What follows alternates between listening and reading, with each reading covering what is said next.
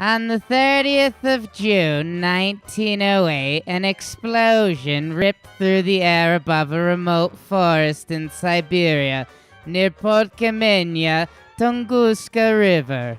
The fireball depleted 2,000 square kilometers of the taiga forest, flattening about 80 million trees, and no one can say for certain what it was. This is known as the Tunguska Mystery. I'm Jake Storielli, and this is Laughs from the Past.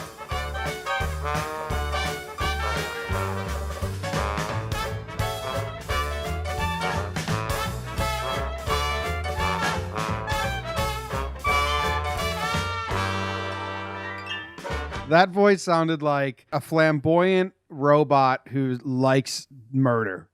It was like Bill Hader's character on Saturday Night Live plus a robot plus flamboyant. I think flamboyant robot that likes murder is kind of what I picture the person who likes the Tunguska Mystery talking. Yep. So, all right. Welcome back, everyone, to Laughs from the Past. Thank you for joining us. We are talking about the Tunguska Mystery, as you heard from Jake's fantastic opening. Jake, this is one that I had never heard about. I didn't know that this happened. Didn't know it existed. Siberia. That's like the scariest place, I think. I think everyone just goes there and vanishes. What is Siberia's street cred? Spooky, I think. It's the coldest. Like, if someone tells you they went to Siberia and they came back, you're like, wow, you did it.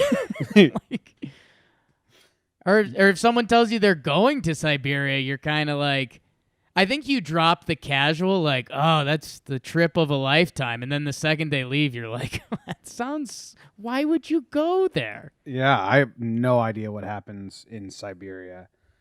There's a website I'm looking at right now called theoptimist.com.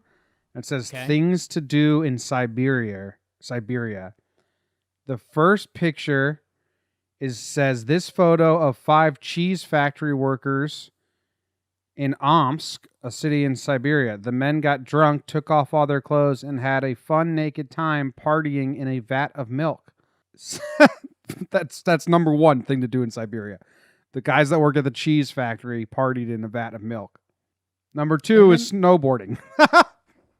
You hear something like that, and it's like, well, maybe I'd like Siberia. I don't know if this is a joke. What is Siberia? Is it a city-state? Is it a country? It's not a country, right? I don't know. It's in Russia. I mean, I have no idea. It's an extensive geographical region spanning much of Eurasia and North Asia. Wow. It's been part of modern Russia since the 16th and 17th century. So Siberia is just a concept? I mean, this is Laughs from the Past. This is a full episode. It's just a region. I think we just wrap it up. Siberia is like the Southwest. That's basically like Southwest America, Siberia, Russia. Yeah, I guess so. I think, this is someone being like, oh, I've heard of SEC football in America. What's that? You'd be like, oh, it's a conference in the Southeast. It's the warm Siberia. Yeah, I don't know. It looks like, know what it is? Siberia's got a bad reputation because I think there's some parts of Siberia that you'd be like, okay, these are cool areas. These are pretty nice. And then you see some of the, like, you can clearly draw a line. Like, if you go from kind of the Nordic European countries to the east and you chop that part off to the north, you're like, there is nothing up there. Yeah. Well, it's a good place for tragedy to strike in 1908 because of that nothingness. So, Jake, you didn't read ahead. All you know is the lines that you read for the opening of the show. You have any idea, like, what happened? I have no idea. I mean, 1908? Is that what we said here? 1908. 1908. So, I mean, like, the atom bomb doesn't exist, right? No. A fireball. Yeah, I don't know. I guess we've got the materials and we're working on things to be productive as a society that could put together a giant fireball. And I mean, OSHA, I don't think was huge in Siberia in 1908. So, I mean, I'm into it. Okay. All right, here we go. I'll just start reading from Melissa Hagenboom's article on BBC Earth. You ready? Melissa Hagenboom. On 30th of June, 1908, an explosion ripped through the air above a remote forest in Siberia near the Podkamennaya Tunguska River. The fireballs, well, this is exactly what I copied and pasted for you, the first two paragraphs. Right. The earth trembled, windows smashed in the nearest town over 35 miles away. Residents there even felt heat from the blast, and some were blown off their feet. Fortunately, the area in which this massive explosion occurred was sparsely inhabited. There were no official reports of human casualties, though one local deer herder reportedly died after he was thrust into a tree from the blast. How can you put those same sentences in the same paragraph? Maybe they thought nobody dies until they found out this guy died. Like, they were like, wow, this giant fireball was pretty incredible. It didn't kill anyone. And then it was like, oh, there was the one deer herder. He got clipped. Yeah, I guess they said there was no official reports of casualties, though one deer herder died. I guess they just didn't officially report him as being dead. You know, people get mad at millennials and the Generation Z or whatever's after us and stuff. Oh, I want a job in marketing. And they're like, do something with your life. And it's like, well, all the deer herding jobs are gone. Yeah, no more that market deer herders. Washed up. Yeah. So I'm sorry. Hundreds of reindeer were reduced to charred carcasses. So the reindeer took a big hit in 1908. That's pretty gross. Siberia. What? The charred carcasses? Yeah, imagine you're walking through a field after this disaster and you come up on 20 cooked reindeers. That's not a good time. Yeah. Santa, just drunk as hell on this sled, like, well, what the fuck happened? Yeah, that'd be a bad time. Maybe that's what this is. Maybe Santa crashed. Okay. It's first theory. First theory, Santa crashed. Early theory. What day was it? It was June 30th. So it was a test run for Santa. Okay. One eyewitness account said the sky was split in two, and high above the forest, the whole northern part of the sky appeared covered with fire. At that moment, there was a bang in the sky and a mighty crash.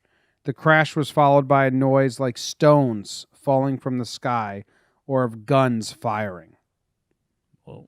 Pretty descriptive for a 1908 report. Yeah. In Siberia. I mean, pardon me for being rude, but when I think of like a deer herders in 1908 Siberia, I don't think of them writing like very descriptive. You don't see them being the next James Joyce or no, really. Like okay. I would think the eyewitness account from the local deer herders in Siberia in 1908 would be like, fucking sky fell. Well, the deer herder died. So this was definitely his brother. This was definitely his brother or cousin.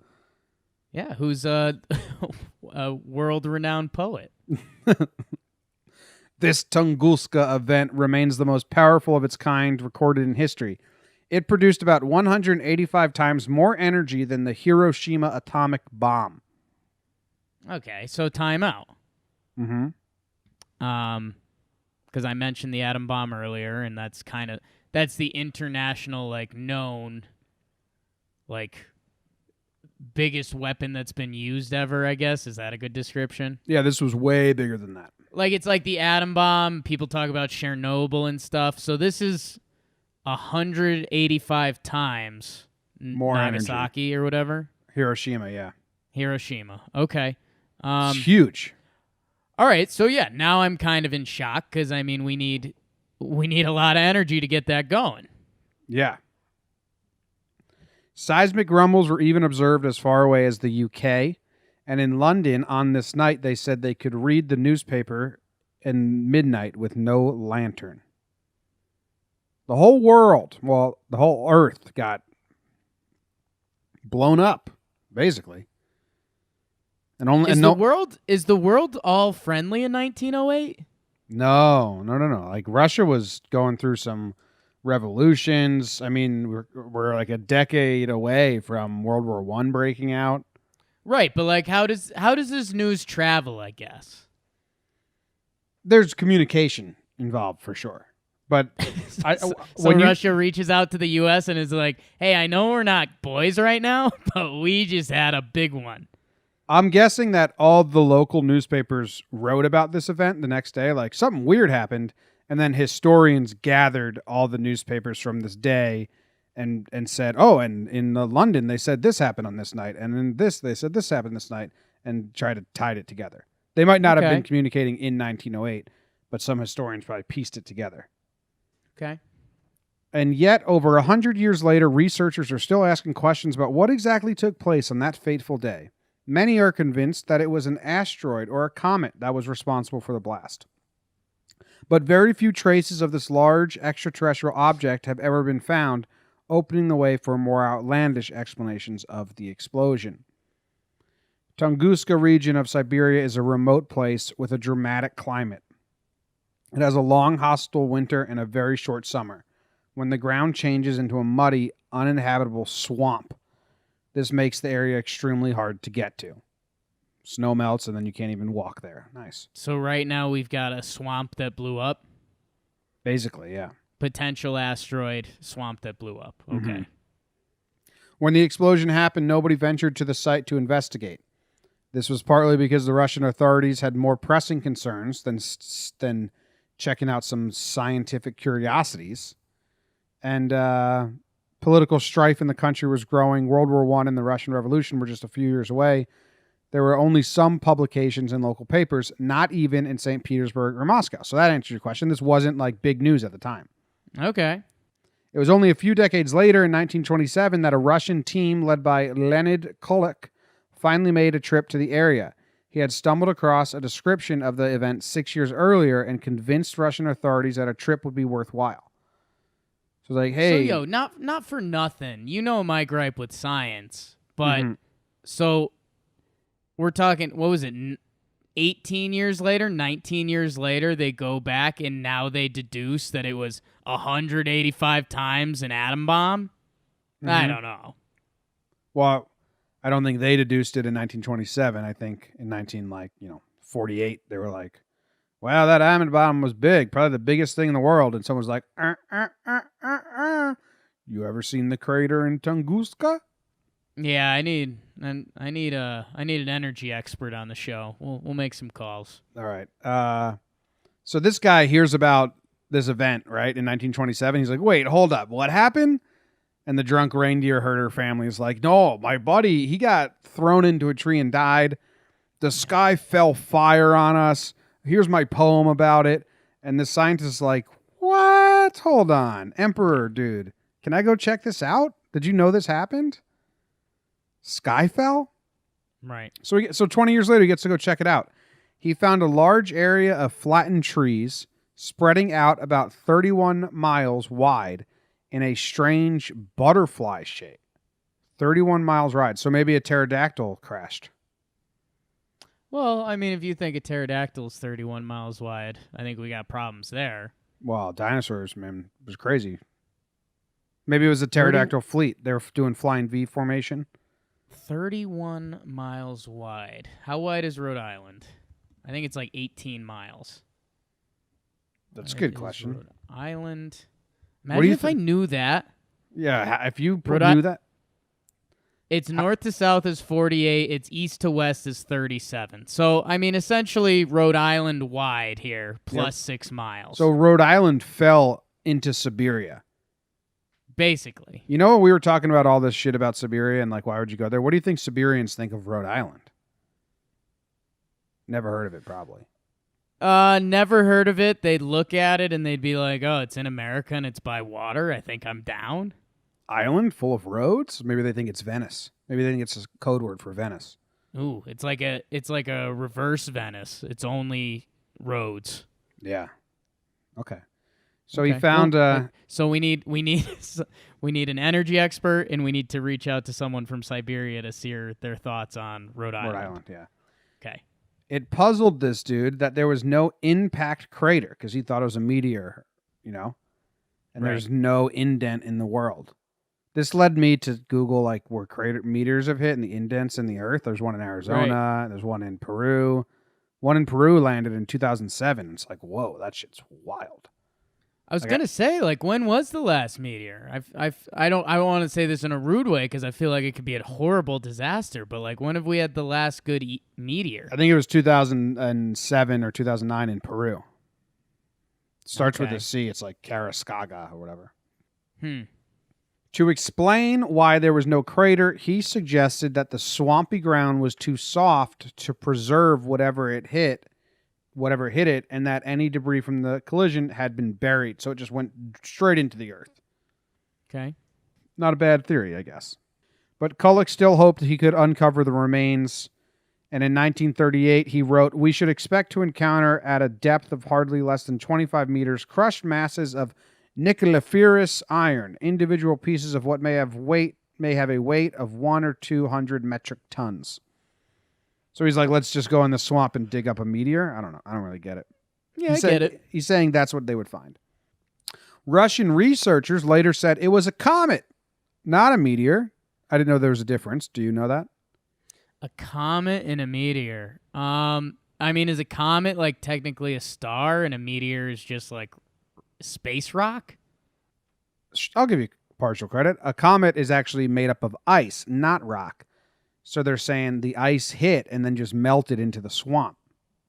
Oh, okay. I like that a lot. Yeah, not bad. Dude, a big meteor hit in 2018 in, like, Greenland. That's awesome. They said it was the size of a house. Wow. You know what? I was looking at the meteor that hit in Peru, and, like, I was like, the rock is still there, and there's another place where they put like a display around the rock, right? Like you come see it. And I was actually pretty interested. Like, oh, that thing was in space? Like that was not in the atmosphere? Or whatever, however you want to say it. Do you think we're going to see a meteor hit like a populated area in our lifetime? Yeah, well, in our lifetime? Right? I don't know. We've had some meteors. How has that never really happened, right? I think Peru's area was populated in 2007. Okay. I had Neil deGrasse. What's his name? Neil deGrasse. Tyson deGrasse. Yeah, whatever. He said that had this meteor been like 10 miles per hour slower or whatever, because of the Earth's rotation, it would have hit. If it was a meteor, it would have hit Europe and killed like 1 million people. Right? That's what I'm saying. Meteors and I guess the ice one too. Comets, those are scary. Do you think there's something to it? You think there's aliens steering them and they don't want to kill the humans? I'm going the reverse way. I'm going to take a fake made up science angle here that part of the reason like Earth has lasted so long and sustained life for so long is that it's tough for meteors to hit us. Except the whole dinosaur thing. So I think we're kind of protected by the Earth and its rotation and them picking up speed and burning out and crap. Yeah, okay. So, well, you take that to your science class, people. I will. Another proposal was that a nuclear explosion caused the blast. And an even more outlandish suggestion was that an alien spaceship crashed at the site on its search for fresh water of Lake Baikal. Like that. Do you think we're both not alien guys at all? Right. Really? I wonder if our audience wishes we were. But I think it's a cop-out because then you just say aliens did it all the time. Yeah, I mean, that's the problem. You could just use that as the answer for everything. Yeah, I don't know. I mean, I'm not going to say no to anything, but like show me something. Like with this age of cameras, technology and everything, you know, I feel like we'd have a better idea if we had some regular alien visitors. Yeah. They did start finding some characteristic of meteoric rock. And the meteor explanation looked correct after all, but there's no crater, so that confuses a lot of people. Right. In 1973, a paper was published in the reputable journal Nature, suggesting that a black hole collided into Earth to cause the explosion, and that doesn't make sense in my brain one iota. A black hole crashed into Earth. The next sentence is, this was quickly disputed by others. And I think they were just like, well, how could a black hole crash into something? Yeah, that sounds like a theory that they knew couldn't fully be disproved by like the technology of the time. So they just like threw it out there and they're like, well, we don't know. Yeah. There was like a big meeting of the Tunguska event meeting. And there's a guy in the boardroom and he'd just been bored of like the mundane and redundancy of it all. And he's like, what if? Now hear me out. Yeah. What if black hole crashed? He just kept saying, prove me wrong. Just saying. Because nobody could. Just saying. Yeah. Full just saying argument. Yeah. Oh, so none of you guys are right, but we can't prove it's not a black hole. Okay. Yeah. Okay. People are mad that the scientists took 20 years to like find it. Like if you just went and looked at it right away, we'd know probably. Right. In 2013, one team put a stop to much of the speculation of the earlier decades. Led by Viktor Kavaskara of the National Academy of Science of the Ukraine, researchers analyzed microscopic samples of rocks collected from the explosion site in 1978. The rocks had meteoric origin. So they're leaning heavy on meteor, but where's the crater? Where's the rocks? You know what I mean? Right. Then there was something else interesting. Let me try and find it. What made the Tunguska event so dramatic was that it was an extremely rare case of what researchers call a megaton event, as the energy emitted was about 10 to 15 megatons of TNT. All those measurements that the whole world knows.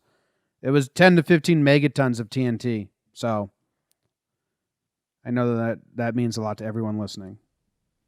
So they're saying this was actually TNT, or this was the size of the explosion? Size of the explosion was 10 to 15 megatons, which I don't know what that means. Okay, TNT. so they just gave us another BS unit of measurement for how big it was. Yes, that's what I'm. Got it. That's what I'm getting at. Like no one knows what that means, but sure, put it in all your articles, science people.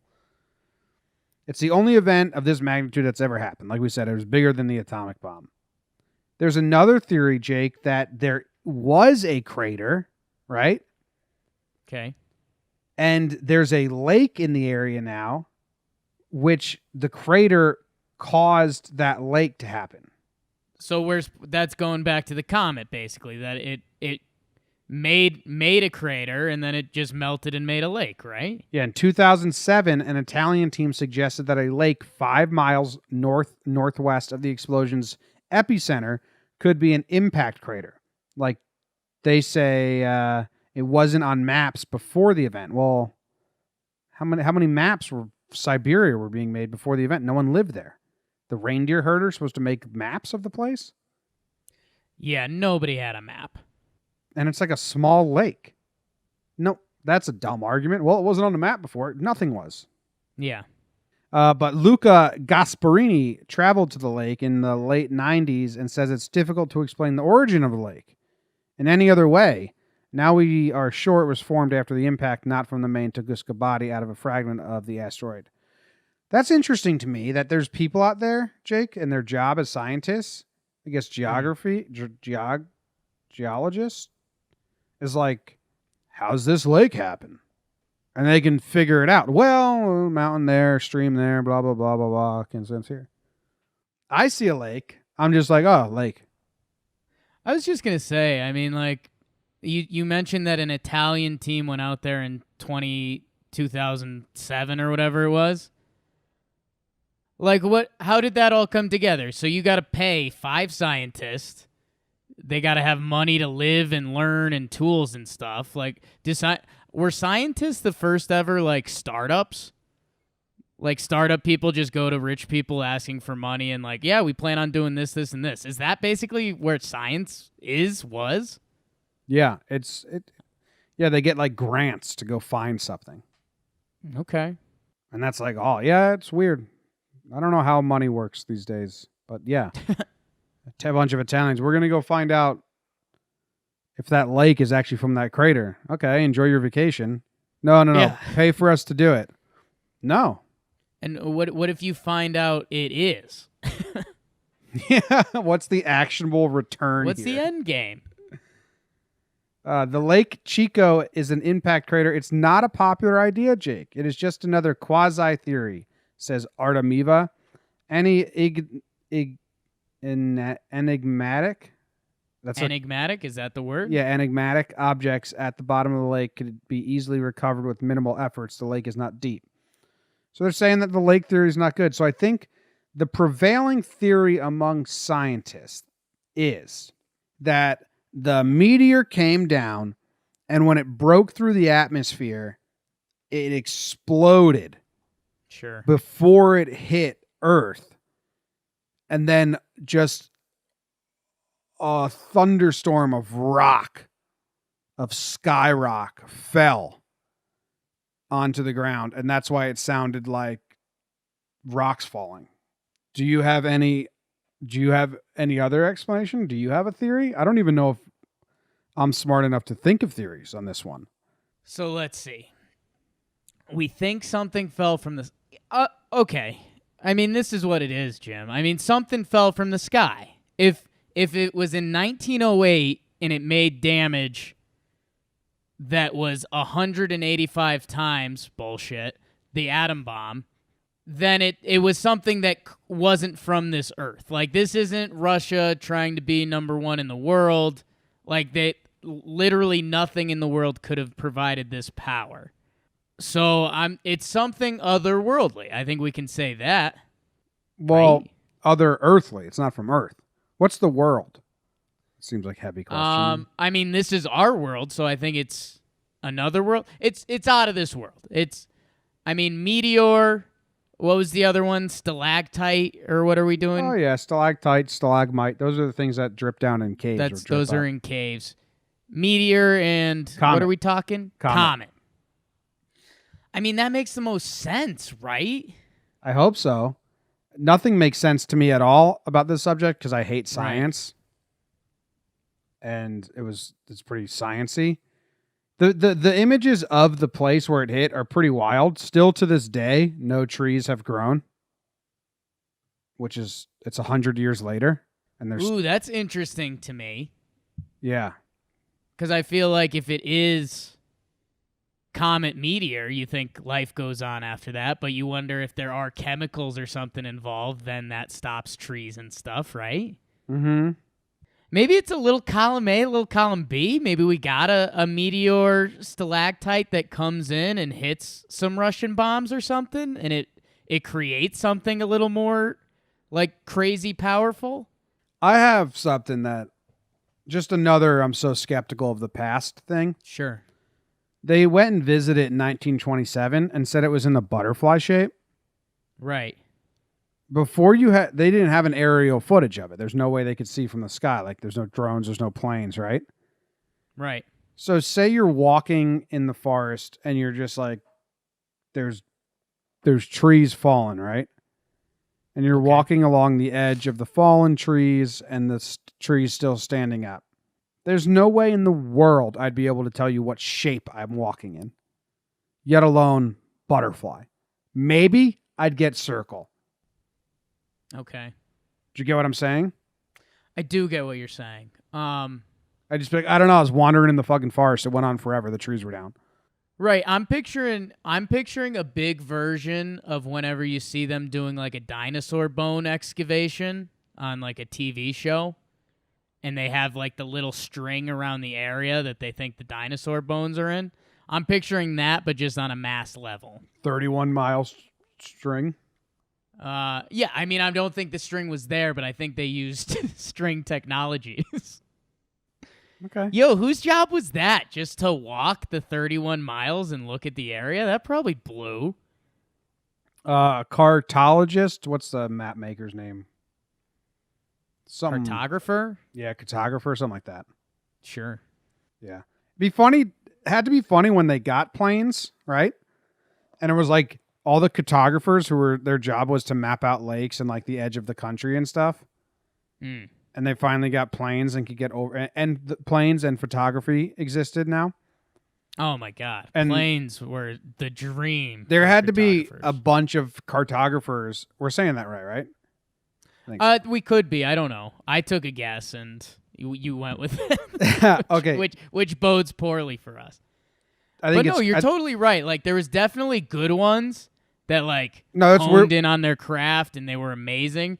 And then there was others that were like, it looks like it bends out a little bit. But when the aerial footage had to come, that's like the ultimate review.